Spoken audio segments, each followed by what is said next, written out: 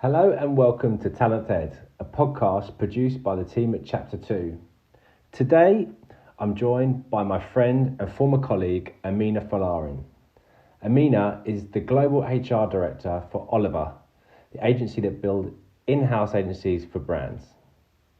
Amina has over 10 years experience in the talent space and has worked with some of the UK's best-known media brands, including ITV and The Metro. She has led the HR function at Oliver for the past 4 years and was integral to the company's rapid expansion, helping the agency to open offices in 27 of the countries around the world. Before we get started, I'd like to remind you that Talent Ed is available on Apple Podcasts, Spotify, Google Podcasts, and all the major podcast platforms. Please leave a rating and drop us a comment and subscribe.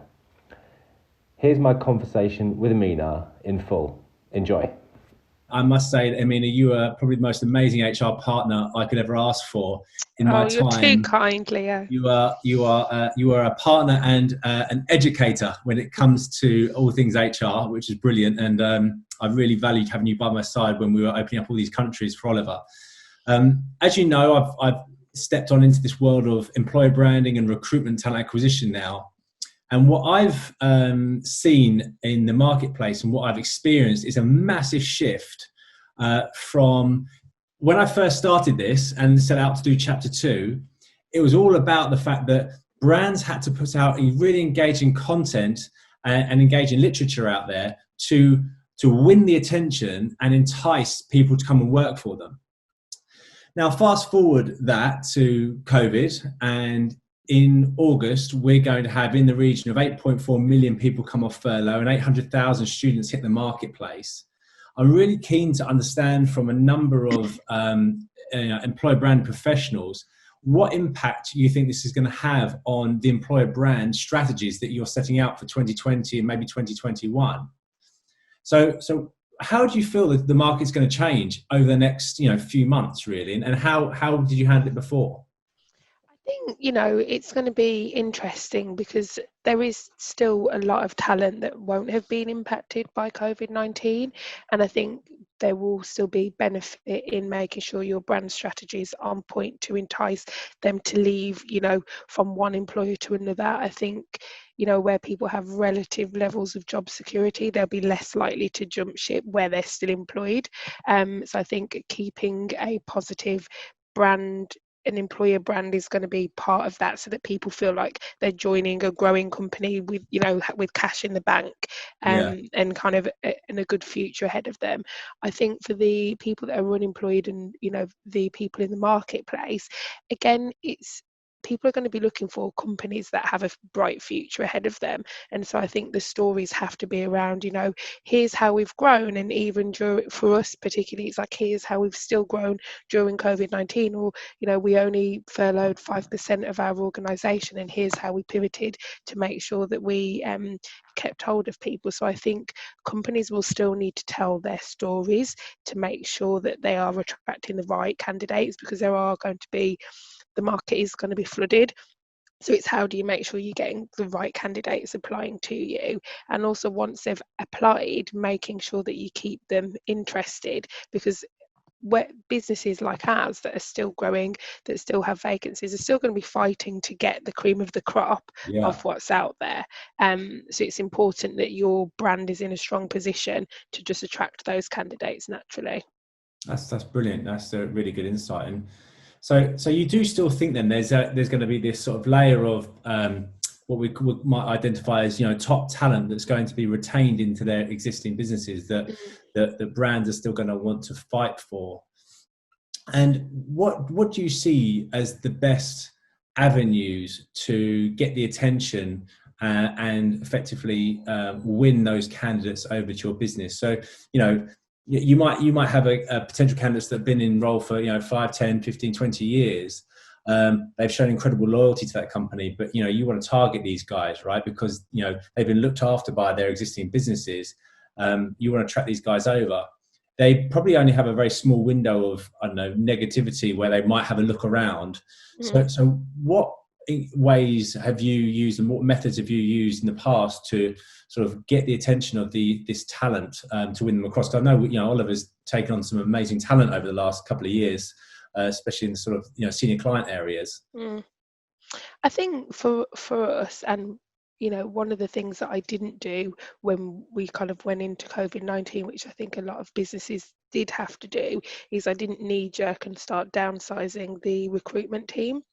Because actually what we said was, right, we're going to split the team into two functions. Half of you are just going to spend your time pipelining, really get to know the candidates, because we know that in 3 months, 6 months, it's going to come back. It always works in cycles. So rather than just stopping all recruitment activity, we've focused much more on having a proactive approach, calling those candidates that might have got to final stage with us, but they were pipped to the poach. See how they're doing, check in with them. You all right? What's your career saying? How's your current employer? What would make you interested? Just putting those touch points to keep them interested, so when we do have a role, we're front of mind for, actually, that guy Tom called me from Oliver, and it seemed like a cool place to work. I'm gonna tap them up and see what they've got on. In the same way that an external recruitment agency would do that, they rely a lot on their candidate relationships to help place them into roles, and that's something that I think is really important to get that top talent, is to keep your organisation front of mind, whether it's a call from a recruiter, perhaps sending them something, particularly for the senior candidates, anything that reminds them of your brand. I think at the moment social media is flooded with everything. We've had, COVID-19 is a constant, it's still there, it hasn't gone away. We've had the protests for Black Lives Matter. There's, everyone's social medias are just buzzing, and I think it can be quite difficult for employer brands to get cut through in that. But also I think the best candidates will be looking to see how businesses responded to those things. Yeah. And so we've been quite public. We mean everything that we've said, but we've been quite public around what we've done, with our response to the Black Lives Matter movement. We've been really open and transparent with our engagement survey whilst we kind of went into lockdown, how we kept our employees motivated, engaged. And I think things like that are the things that will make the difference when you're looking at top talents. How is your business responding to the current economic climate? Yeah, that is a great response. And one of the things that I noted when, especially when coronavirus hit, was that actually what was most powerful to me from an Oliver employer branding point of view wasn't the glitzy, glamorous content that you guys were putting out there about employer branding. It was actually people who worked for Oliver telling Oliver and their network how amazing Oliver has been in looking after their staff and how valued they feel. And I think that level of campaigning costs nothing. Yeah. You just got to look after your people. And I think that almost sends shivers down my spine. I think that the amplification of your own people talking about how they've been looked after by you, I don't think you can have a campaign or media buy that can speak louder than that, personally. No. Yeah, I agree. And moving on to what you were talking about with regards to how the recruitment team, and you say took a very recruitment approach, which I'd agree with, but actually I think it's also a very sales approach to this talent. I think my methodology is that marketing methodology needs to come into talent acquisition to build an audience, to create engagement. But actually, once you've got that engagement, I think it moves into almost a sales job, whereby if you have people in your business nurturing and engaging with the top talent, it may not be today, it may not be tomorrow, it may not even be this month, but at some point in time, there will be a window of opportunity where that candidate is either, disillusioned by the business they're working with, or feeling demotivated, feeling like they want to change. Now, if your team, your recruitment team, aren't in touch and engaged in that relationship, then they're going to be forgotten, right? So they're always top of mind and build that relationship. Do you think it's do you think there is more than just nurturing that relationship, and content plays a role in that awareness piece? Oh, yeah, absolutely. People want to go on your Instagram. If you do have a company Instagram, they want to go on your company Instagram and find out what it's really like to work there. What are the things that you're doing for your people? What's, for us, we're a creative business. Who are the brands that we're engaged with? So I think content is really key, because that's the stuff that's static. The relationships play a part in that as well, word of mouth. And like you said, having your employees really shouting about, what it's like to work here, that creates content as well, that generates likes, that helps amplify your brand onto other people's social media feeds. But you do have to have the content to do that.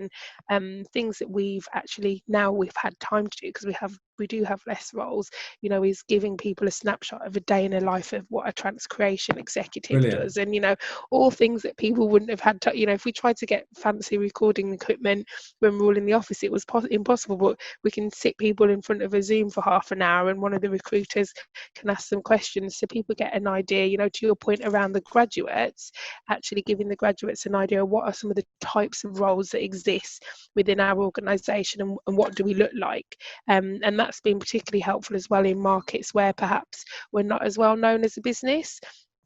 Actually saying, here's introducing our German team, and them talking first-hand experience. It's not something that's kind of scripted or written. It's real people and real experiences. So I think content is really important. Yeah, I think, and do you know what? It made me smile that if you are an advertising, you're a global advertising agency, you can't get a film recording kit into your office. Imagine how some of the other employer branding teams are feeling. Yeah, Right now. exactly. Yeah. All right. Fair enough. Excellent. And so how so staying on the sort of theme of sort of marketing and advertising for talent. Obviously, there are lots of avenues now, right? Social media has come into the play, more and more, and becoming more and more of a main role when it comes to engaging with talent. Previously, it was the recruitment relationship that held the candidates' relationship directly, and that relationship would then introduce it into the business, whether it be an internal recruitment team or an external recruitment team. Now content has come to pass, and LinkedIn, obviously 600 million users on LinkedIn, Facebook, Instagram, even TikTok and Twitter, they're playing roles in creating awareness. Now I've got a question for you around where you feel the career site plays a role in all of this, because do you think the career site is something that really adds value to the candidate journey, or do you think now with the role of social media that people get everything they need from seeing what it's like to work for a company, and really the career site's more of a landing page than anything else? Yeah, I think, the careers site does have a role to play still. It's a kind of window into accessing, oh, here's a link to our Twitter feed, here's our Instagram page. But I think because, the reality with careers pages is, once they're built, they look absolutely fantastic. But no sooner as you launched it, then the content becomes out of date quickly, and quite often they're not as easy to update, and you might have to go through a third-party company to get it done. Whereas your Instagram page, you log in, you've got a new photo within a second. Yeah. So I think the career sites are important because it gives you access to how you apply for the company, a bit more about our history, help you prep for your interview, all the really important stuff that kind of helps helps candidates get prepared for the roles that they might be going into. And also you've got more space to write more content there as well, so you can put your job descriptions, find out about the benefits. But I think that the social media wrapped around that helps to give the richness of what your culture's like, because it's in the moment. Your Instagram videos, we don't use TikTok. I'm actually ashamed to say I'm too old for that. But for example, your TikToks, your Snapchat, when Snapchat was cool, they're kind of the instant touch that people know, oh, that place is where I'd want to be. Yeah, interesting. Because actually, it's a really valid point, because if you think about a company's website, it's a location in which there is an informative place to tell you about the structure of the company, the service they provide, the locations they operate in. There might be a few showreel type bits and pieces that will again try and engage a potential customer, but it's not something that is updated on a weekly basis, but I find in the employer branding space, people change all the time, and the company evolves so rapidly that many things have to be taken up and taken down so regularly, and that's a bit cumbersome to do it with a career website. But as you say, social media is just like, let's put that online. Let's put that. Literally, you can go live, an event you might be holding, and show through the lens of someone, Oliver, what it looks like to be at one of your events or something like that. Yeah, exactly. Brilliant. Okay, so back to sort of the power of the employer branding and where that sits. You're growing at an incredible rate still, and you're going to be looking to hire a number of people in many locations around the world. Previously, it was a bit of a fight to win the attention of talent, maybe because the business may be early into a new market, or because it's highly competitive to get talent.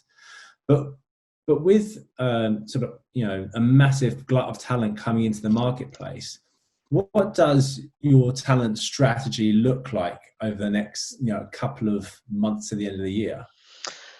If I'm honest, our real focus is on our internal talent to the end of this year, making sure that, people are dealing with a lot at the moment, and in making sure that we kind of really understand what motivates them, what are their career aspirations, what are the skill sets that we can redeploy people internally as much as possible.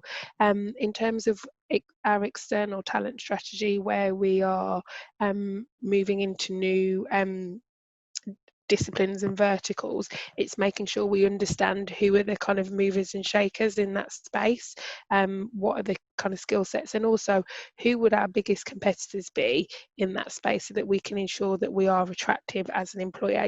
Looking at our benefits package, we haven't revised that for a few years, so are we still cutting edge with our benefits? Do our people first and foremost want something different? And if they do, it's likely that candidates looking at us will also want that. So I think for us, our kind of talent strategy is always around who we have at the moment, really listening to them and flexing our people strategy based on the feedback of our employees, and also making sure that we are building connections with key talent in new disciplines that we're moving into, and that they know who our key recruiters are. My recruitment team, as you know, Leah, split up around verticals, so they each have a specialism to recruit for, so that they can really get to know the marketplace really well, and also the candidates within that. So that's kind of our focus to the end of this year, really. And I think as we start coming out of COVID-19, hopefully towards the end of this year into next year, we're looking at, have we got the right information on our careers page? Are we putting up enough content on Instagram, particularly with people working from home, more often than in an office? How do you ensure that you can capture that culture when we're not all together having the big events that we would have ordinarily had? And that's where kind of these one-to-one conversations like the one you and I are having are really important, because you can still create that content and that richness without necessarily being side by side, although it would be nice to have a big party. Yeah, exactly. Well, as you quite rightly put, it's not all about the parties, is it? Not a lot of people.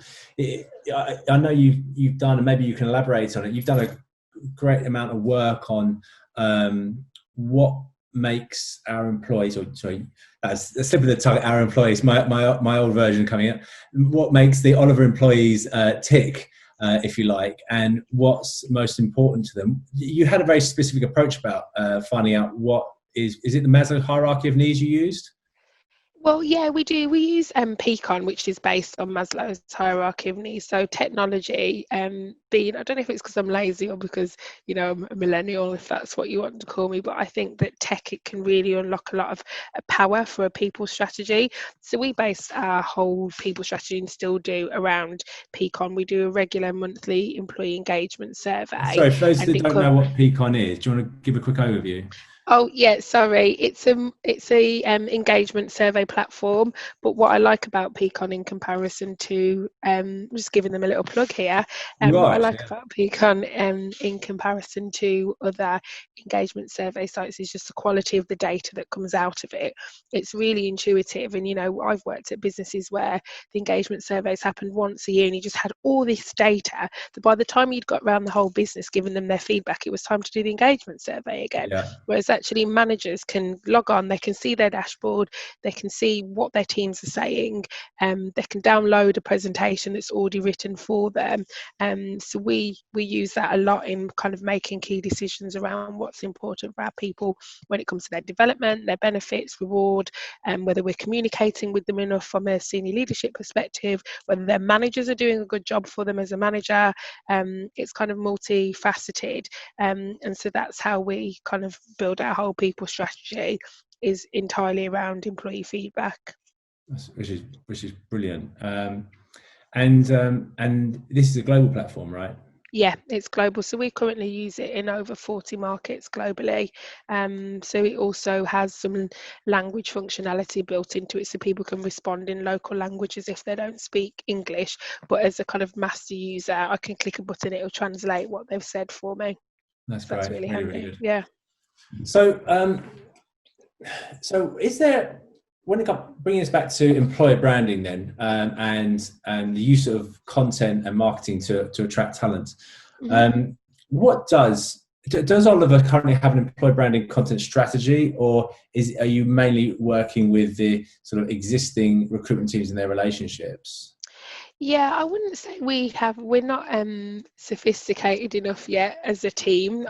I definitely want us to get there. So I wouldn't say we have a specific content strategy. What we have is the kind of pillars of our people strategy. So inclusion and diversity, our culture, and performance and development. So what we try and make sure that we're doing is we're putting out content that really speaks to those areas. Yeah. So for example, do people know that we are a diverse employer? When they log on to either our website or our LinkedIn careers page, do they see different people that look like them, so they can Yeah. identify themselves with coming to work for us?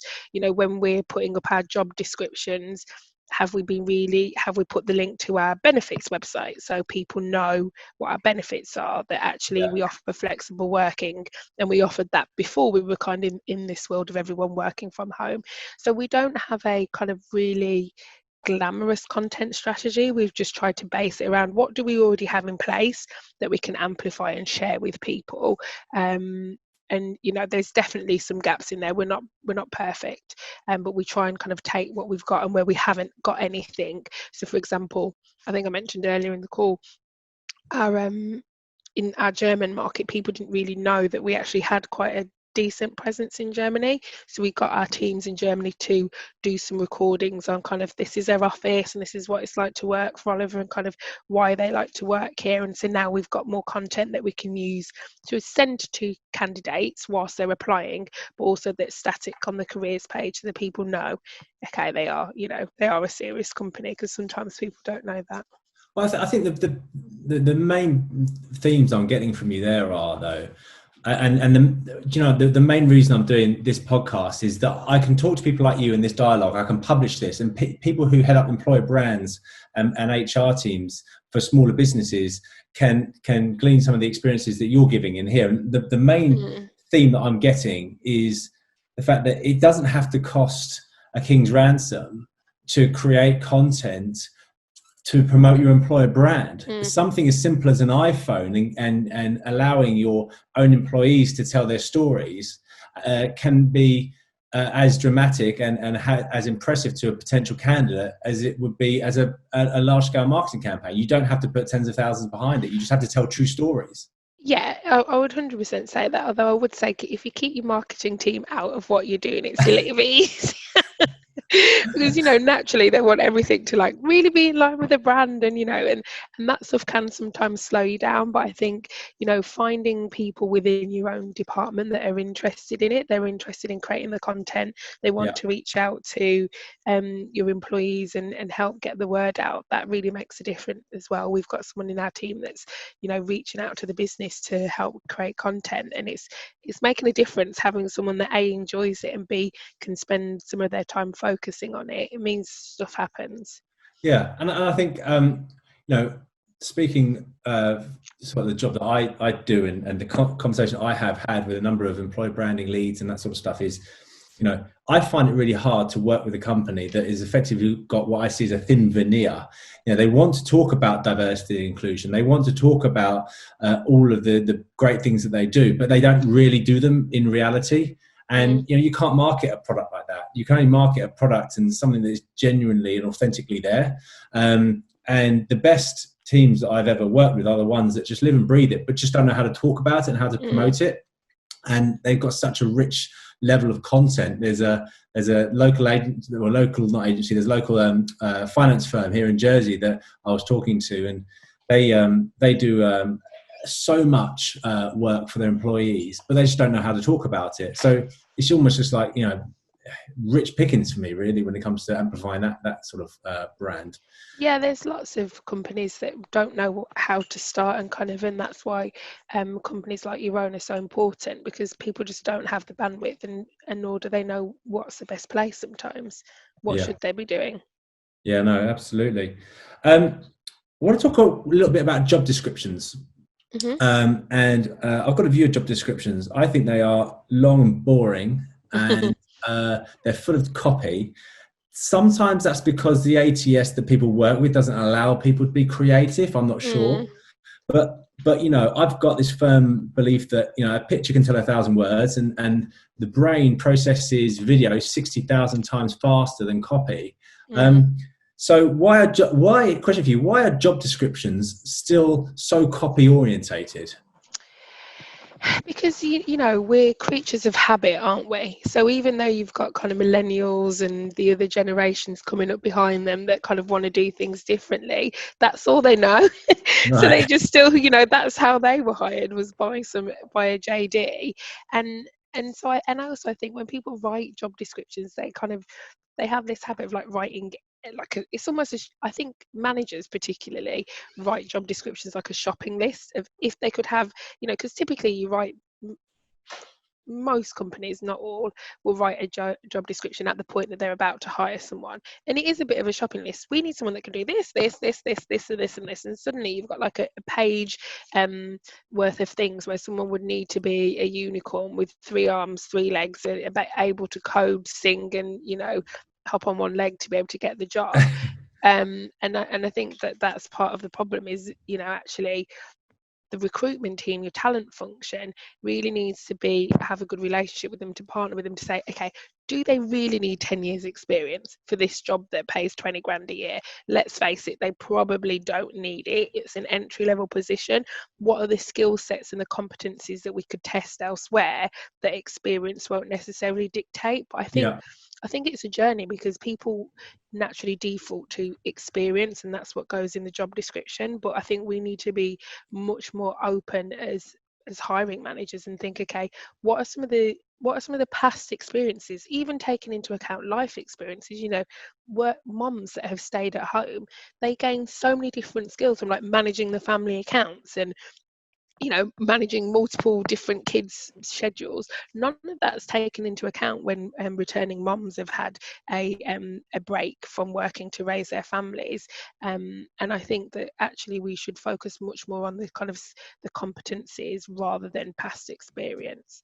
And that's part of the problem with JDs. It's very experience focused. Some of the best will have some skills, but then you get to the interview process and again the hiring manager will like, tell me about a time when you've done this, tell me about a time when you've done that, and I think you don't ever really move away from it. No. And you know what, I can talk with massive empathy for mums that come back from maternity leave, because in all the markets that we work together on and I manage, there was multiple currencies, there was multiple time zones, there was multiple cultures, but I wasn't sleep deprived and get up at 6 a.m. having a 2-year-old scream at me and having to get things ready at the time. I can't handle that sort of stuff. I just can't do it. Yeah. A whole new set of skills that can be brought into the workplace. Yeah, it's brilliant. Awesome. Yeah, okay, thank definitely. you. Final one for me. When we talk about employer branding, and when you think about employer branding and the most inspirational brands that are out there in the marketplace, what employer brands inspire you?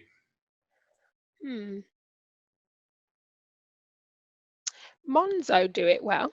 Monzo do their piece well. I think they spend a lot of time at networking events. Their website's really slick. I mean, all the things you would expect from a tech startup, really. And also their application process. I have applied for a job there, not to work there, but I wanted to understand more what it is, because I'd heard their head of HR speak about it. So I was like, let me have a go and see what they actually do. So I like the way they do things. I think they have a good employer brand. I'm trying not to pick the kind of obvious ones, like the Apples and the Googles. Give me one. I only asked for one. Okay, fine. I'm thinking it's not often that I can't answer a question, Leo. You've stumped me there, and now I'm going to do a bit of research. No, you did. You answered it. Monzo's brilliant. Well, thank you so much. I really appreciate your time. As I said, you are an incredible HR business partner, and more than that, a friend now to me, and massive support. You're now my sort of diversity and inclusion coach as well.